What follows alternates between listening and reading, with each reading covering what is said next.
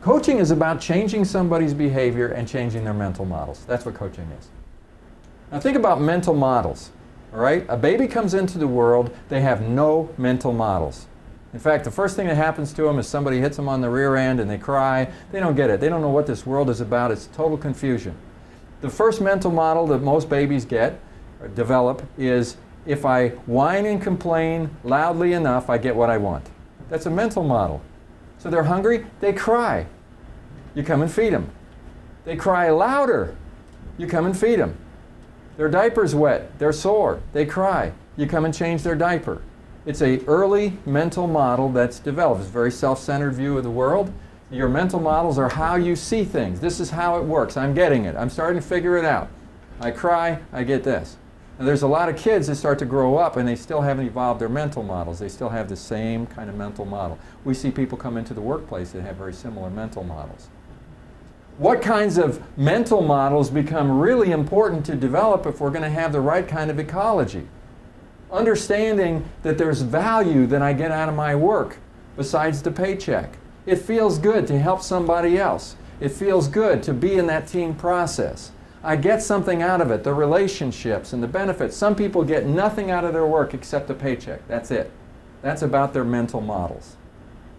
If two people can be working side by side and one is enthusiastic and gets so much out of their work and the other person does exactly the same thing in the same hospital and they're getting nothing out of it than paycheck, the only difference that I see is different mental models. So now we're hiring people and we're bringing them in and they have all these different mental models. Our job is to look at the behavior. And often the behavior that's not ecologically sound is based on the mental models of those individuals. So what I'm saying in terms of coaching is not just one more way of getting compliance out of people. It's not you exercising your authority and forcing people to do something different. It's about talking to them in such a way that you change the way they look at the situation. And they change their behavior as well. If this is not how you see your job, then I would say maybe you're not really understanding the totality of what leadership is about in a management role. Because what I can say is that in my history as a manager, I had a lot of success, not always, but I had a lot of success in being able to change the mental models of employees as they're moving through over a period of time. And those I was successful in doing with that had tremendous performance changes as a result. The ones I was unable to change their mental models, it was marginal in terms of how much performance change we were able to get.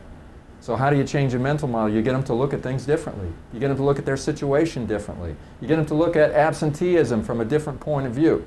You get them to look at everything that they're doing from a different point of view. Complaining, talking about somebody behind their back, not helping somebody else, all these kinds of things.